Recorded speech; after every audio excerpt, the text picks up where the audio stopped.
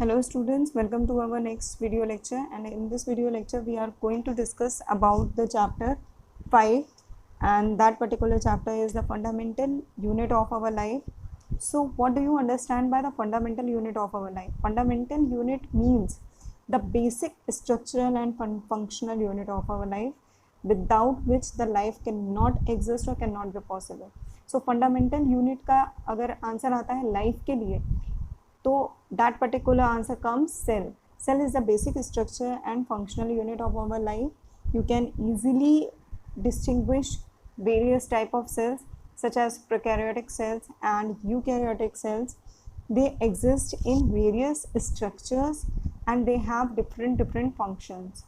And when we talk about the structure of cell, cell itself is a complete structure, right? Complete structure का मतलब क्या है कि वो अपने आप में उसके सेल ऑर्गेनल्स जो होते हैं वो कंप्लीट होते हैं और उनका अपना फंक्शन होता है, करेक्ट। यहाँ पे जो इस चैप्टर में we are going to study is what kind of cells are there. Suppose that they are prokaryotic cell, there are eukaryotic cell, there are how what kind of organisms are there on the basis of these cells. So prokaryotic के basis पे हम eukaryotic cells के basis पे हम distinguish कर सकते हैं unicellular organism such as amoeba, multicellular organism such as we people are. Animal kingdom is full of multicellular organisms. And further we will be discussing the cell membrane. What do you mean by cell membrane? And cell wall. Cell wall is just like the walls present in our houses, right?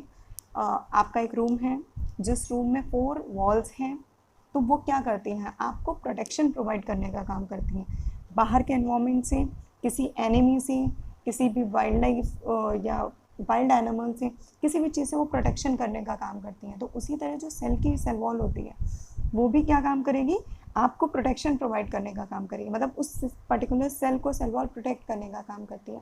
उसी के side में inner lining present होती है cell membrane. तो cell membrane का काम as it is cell wall की तरह ही होता है, बट जब दोनों चीज़ें प्रेजेंट हो तो there must be some difference. तो वो जो डिफरेंस है वो हम फर्दर जब सेल मेम्ब्रेन डिस्कस करेंगे then we will be studying, right. Next, coming on to the cell organelles. So talking about cell organelles are itself a complete organelles present in the cell, right? Suppose that chloroplast are there, mitochondria, vacuole, endoplasmic reticulum, Golgi apparatus, nucleus, etc. These are the basic organelles of cell which help in the metabolism and functions of cells. How will cell function? Suppose that vacuoles या talking about lysosomes are the suicidal bags. तो वो अगर present नहीं होगा cell में तो क्या होगा, ठीक है, कैसे वो अपना वेस्ट रिमूव करेगी सेल, या कर भी पाएगी या नहीं. माइटोकॉन्ड्रिया है तो it is known as the kitchen house या power house of the cell. तो एनर्जी प्रोवाइड करने का काम कौन कर रहा है, क्लोरोप्लास्ट नहीं कर रहा है, माइटोकॉन्ड्रिया कर रहा है. तो ये किस तरह से हो रहा है ये हम फर्दर डिस्कस करेंगे. Next, coming on to the chromosome. Chromosome is the basic structure present in nucleus. तो important role हो जाता है न्यूक्लियस का, ठीक है. न्यूक्लियस में क्रोमोसोम्स प्रेजेंट होते हैं, कितना नंबर होता है, बेसिक स्ट्रक्चर कैसा होता है, जैसे एन की कंडीशन है, हैप्लॉइड की कंडीशन होगी तो 23 नंबर ऑफ क्रोमोसोम होंगे, डिप्लॉइड की कंडीशन होगी तो 23 into 2 46 number of chromosomes will be there. तो नंबर की जब यहाँ पे बात करी जा रही है तो नंबर का मतलब क्या है, 46 नंबर ऑफ क्रोमोसोम्स, ठीक है. 46 या 23 number of chromosome, 23 pair of chromosomes हैं. तो ये कैसे क्या होगा ये हम फर्दर डिस्कस करेंगे नेक्स्ट वीडियो में. Coming on to the next slide, right, discovery of cell. When we are talking about discovery of cell, there are scientists, they have been various scientists. The first name comes to our mind is Robert Hooke. Who was Robert Hooke, right? Who was Robert Hooke and what does his contribution is in this particular chapter or in the discovery of the cell. So he was the discoverer of cell. He was an English scientist and he saw cells in a thin slice of cork. तो cork यहाँ पे क्या है, आप अपनी book जब NCERT open करेंगे page number 57 पे आपको मिल जाएगा. Cork is a substance which comes from the bark of a tree, right. ये ट्री के बार्क से आता है.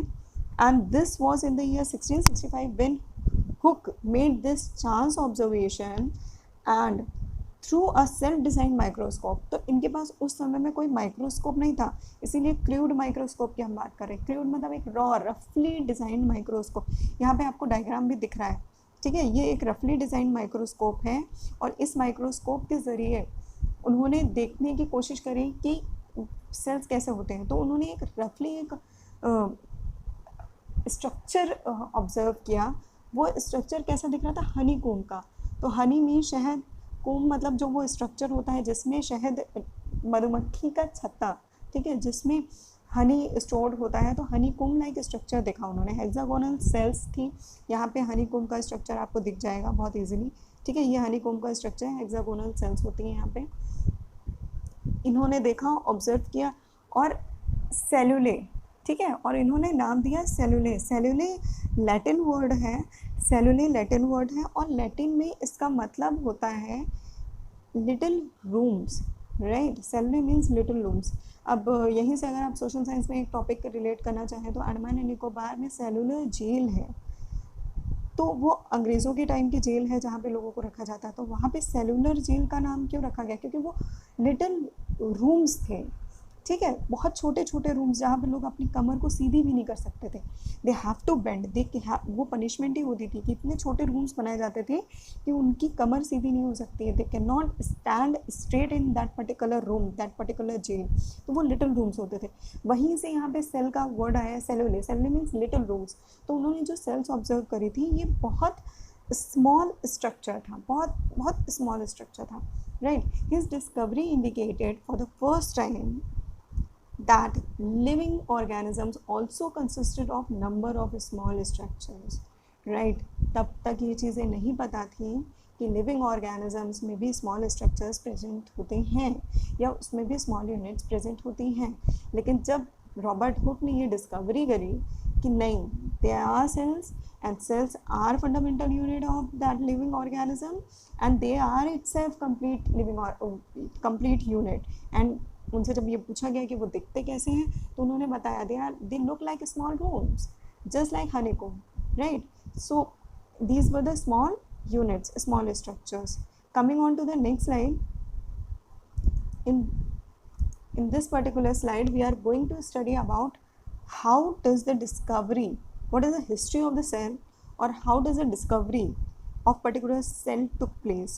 so when we are talking about discovery of cell, first name always comes as Robert Hooke, HOOKE, spelling mention कर लीजिएगा, right। in the year 1665 Robert Hooke discovered cell।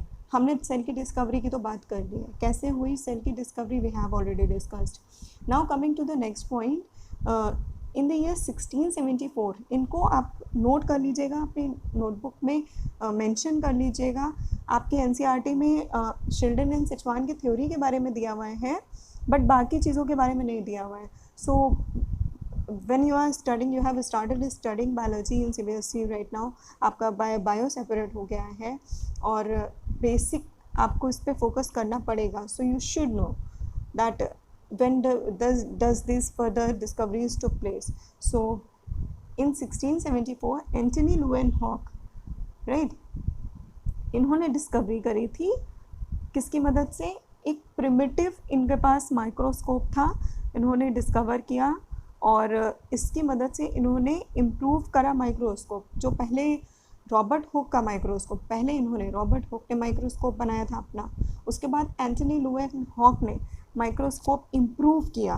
तो इसलिए Antony लुवेनहॉक के टाइम पे माइक्रोस्कोप की जब डिस्कवरी हुई तो उसी टाइम पे हमने बहुत सारे माइक्रो ऑर्गेनिजम्स को भी डिस्कवर किया था। क्योंकि माइक्रोस्कोप डिस्कवर हो गया था तो इसलिए माइक्रोस्कोप की हेल्प से माइक्रो ऑर्गेनिजम्स का ऑब्जर्वेशन बहुत ईजी हो गया था, ठीक। तो एंटनी लुवेनहॉक ने पहली बार इम्प्रूव्ड माइक्रोस्कोप से ये ऑब्जर्व किया कि लिविंग सेल्स, वो जो सेल्स हैं वो लिविंग सेल्स भी हैं, ठीक है। ये क्रेडिट जाता है एंटनी लुवेनहॉक को। और ये जो लिविंग सेल्स थी, ये फ्री लिविंग सेल्स इन्होंने ऑब्जर्व की थी कहाँ से, पॉन्ड वाटर से। जब आप पेज नंबर 58 ओपन करेंगे एनसीईआरटी का तो वहाँ पे एक येलो कलर का बॉक्स मिलेगा आपको, मोर टू नो। वहाँ पे आप इस चीज़ को जाके ईजिली कनेक्ट कर सकते हैं कि इन्होंने लिविन हॉक ने डिस्कवर किए थे लिविंग सेल्स को पॉन्ड वाटर से for the first time. Next, in 1831 Robert Brown discovered nucleus. So nucleus is the basic structure of cell. Nucleus आपका सेंटर पार्ट होता है सेल का. Without nucleus cell can not exist. और nucleus में DNA और RNA present होता है. DNA is deoxyribonucleic acid and RNA is ribonucleic acid, and both these ribonucleic acids play major role, and these are also known as genetic material of particular cell, right? तो ये discovery कि nucleus कैसा है, cell में होता है नहीं होता है, ये किसने डिस्कवर किया था? रॉबर्ट ब्राउन ने इन the year 1831. Next is the point is who was Sheridan and Sichuan. These were the two scientists. आप यहाँ पे डायग्राम देख सकते हैं, इनका पोर्ट्रेट है.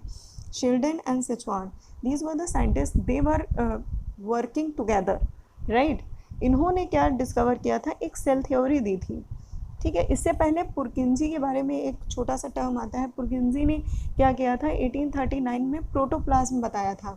तो ये आपको उसी येलो बॉक्स में मिल जाएगा सब. पुरकिंजी ने प्रोटोप्लाज्म के बारे में ये बताया था कि 1839 में प्रोटोप्लाज्म का टर्म जब इन्होंने कॉइन किया तो प्रोटोप्लाज्म के बारे में ये बताया कि ये एक फ्लूइड लाइक स्ट्रक्चर होता है, सेल में प्रेजेंट होता है, और इस प्रोटोप्लाज्म को living material of the cell भी हम कहते हैं. That's it. इतना ही उनका क्रेडिट था. बाकी शिल्डन एंड सिचुआन ने सेल थ्योरी दी थी. इम्पॉर्टेंट है, बहुत इंपॉर्टेंट आ जाता है सेल थ्योरी.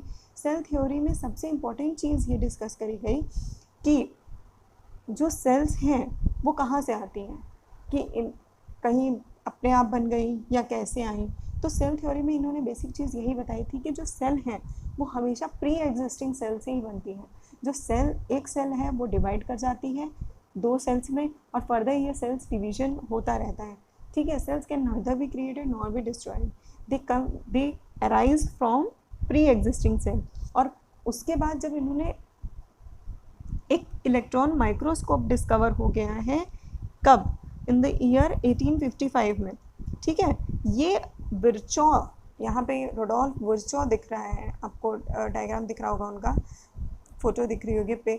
विर्चॉ ने ये चीज़ एक्सप्लेन करी कि वो जब इलेक्ट्रॉन माइक्रोस्कोप डिस्कवर कर लिया तो विर्चॉ ने ये चीज़ फर्दर एक्सप्लेन करी कि कैसे सेल थ्योरी, न्यूक्लियस या बाकी के जितने भी आपके ऑर्गेनल्स या जितनी इससे पहले की, विर्चॉ के पहले की जितनी भी डिस्कवरीज थी वो कैसे आपस में लिंक है. और फिर इन्होंने थ्योरी एक एक्सप्लेन करी, ओमनिस सेल्युला ई सेल्युला, ठीक है. जो सेल है, ओमनिस सेल्युला ई सेल्युला मतलब जो सेल है वो सेल से ही बनी है. सेल्युला ई सेल्युला मतलब एक सेल जो है वो सेल से ही आती है. ये इन्होंने फर्दर एडवांस्ड माइक्रोस्कोप से स्टडी किया था, ठीक है. तो यहाँ तक आपने पढ़ा कि what is the history of cell, how cell was discovered, who is the discoverer of the cell, and how these structures and these discoveries have been modified and by whom, who were the scientists who played the key role in the discovery of cell and nucleus and cell theories, right?